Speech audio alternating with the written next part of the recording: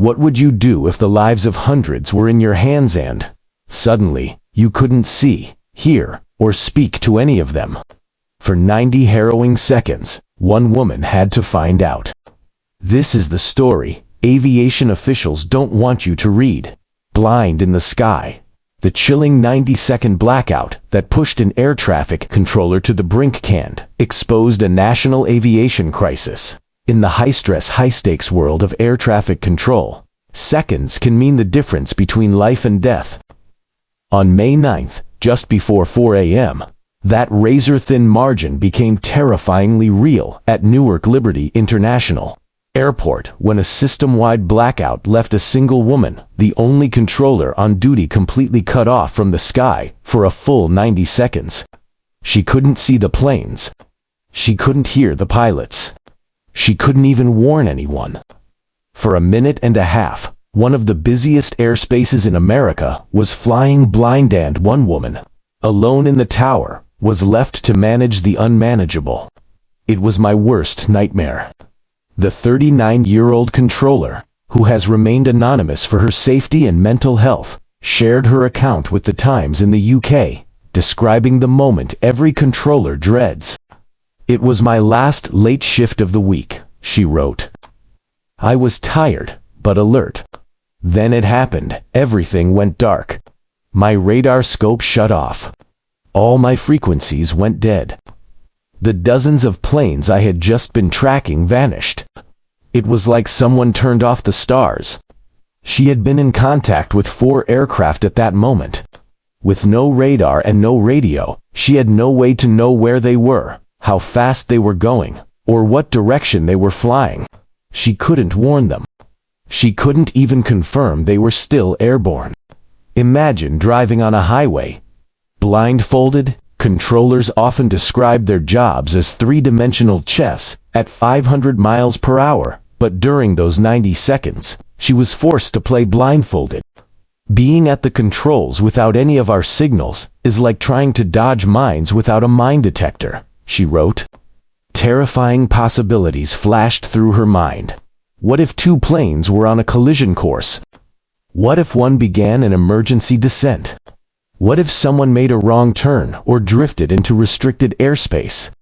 She found one working scope miraculously still online and managed to reconnect with one of the departing aircraft. Seconds later, the frequencies returned. She was able to regain contact with all 4 planes. None had crashed. This time, they were lucky. But the emotional toll was irreversible. Trauma, burnout, and a broken system. "I was so shaken by the incident, I was put on trauma leave the next day," she wrote. She is currently undergoing psychological evaluation and has not returned to work. Neither have many of her colleagues. This wasn't a one-time fluke. Another blackout occurred just 11 days earlier, on April 28th, causing a similar communication breakdown. That time, 5 controllers ended up on 45 days of trauma leave. On May 11th, 2 days after her own incident, another brief blackout occurred. What's causing the failures? According to the controller, the problems began last summer when the FAA relocated operations from a centralized hub on Long Island where controllers managed the flow to all 3 major New York airports to Philadelphia. Newark's team shrank from 30 certified controllers to just 24. Not enough to maintain full coverage around the clock.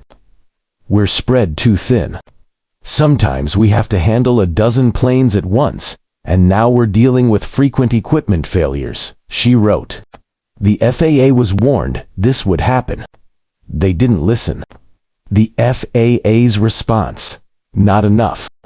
The FAA released a statement saying it was taking action to address the issues, including reducing flight arrival and departure rates at Newark, hiring more air traffic controllers, replacing outdated copper telecommunications lines with fiber optics to improve speed and reliability.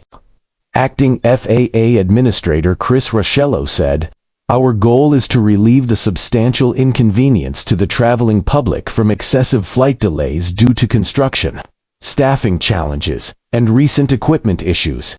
But many say it's too little, too late. The root issue, according to critics, isn't just technical, it's systemic. Controllers are burning out. Teams are understaffed. Technology is failing under the weight of modern air traffic demands. And the psychological toll is mounting. The next incident might be fatal. The anonymous controller ended her story with a chilling warning. If Newark's air traffic control problems don't get fixed, I believe it's only a matter of time before we have a fatal crash between two planes. She's not alone. Industry insiders are sounding alarms. Nearly a third of controllers assigned to Newark are on trauma leave. Repeat outages have become routine.